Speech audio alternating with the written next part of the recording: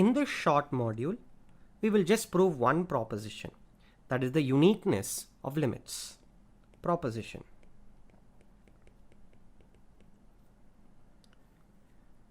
Let xn be a sequence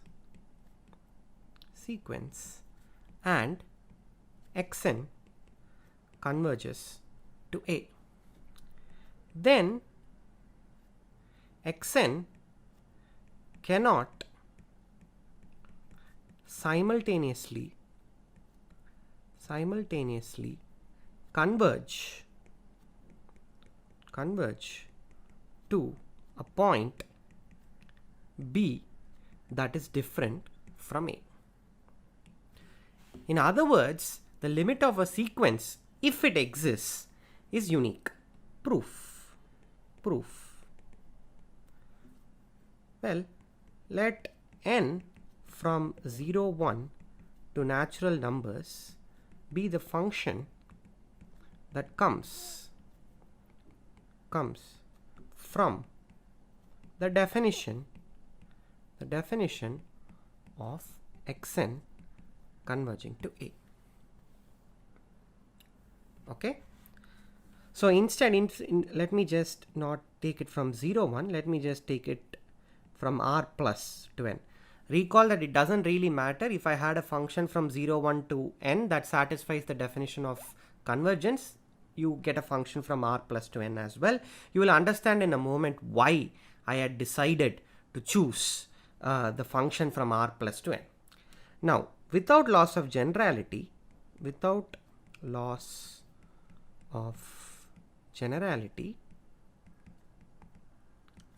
we can assume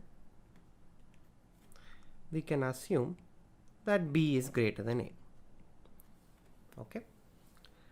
You please go through the entire proof and check really that this assumption of B being greater than A is really actually without loss of generality. Let epsilon by definition be equal to B minus A by 2. I'm just choosing an epsilon, B minus A by 2. Let small n be greater than n epsilon. Now you should have figured out why I chose n from r plus to n. There is no guarantee that B minus A by 2 will be less than 1. That's not guaranteed. Okay. Let n be greater than n epsilon. Then we must have modulus of A minus B is less than or equal to mod xn minus A plus xn minus B. Right? But mod xn minus A is less than epsilon, but mod xn minus A is less than epsilon. Why is that the case? Simply because we choose small n greater than n of epsilon. Okay, but and mod A minus B is by definition just 2 epsilon. It's just 2 epsilon by the very definition, as B minus A is just 2 epsilon. Okay, what this tells us is that 2 epsilon is less than or equal to epsilon plus mod xn minus B. Right?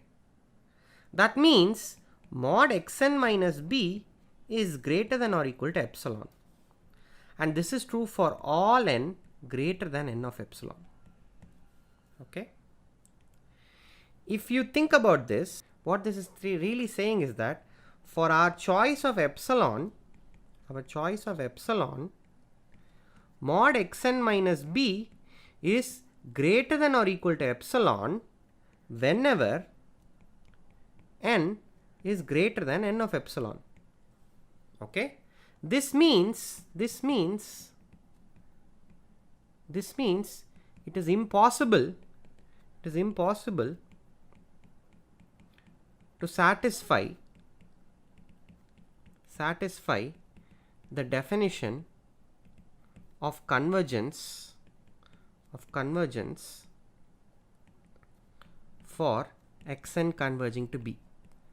For this choice of epsilon, I can never find an n of epsilon such that if n is greater than n of epsilon, mod xn minus b is less than epsilon. That's simply not possible, because after a particular stage, more precisely our choice n of epsilon, the sequence is always at least epsilon distance away from the point B. So the definition can never be satisfied for xn converging to B. So this shows the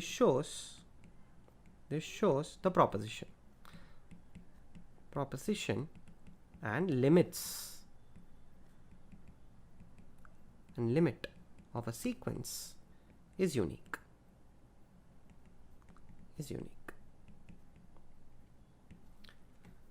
This is a course on real analysis, and you have just watched a module on uniqueness of limits.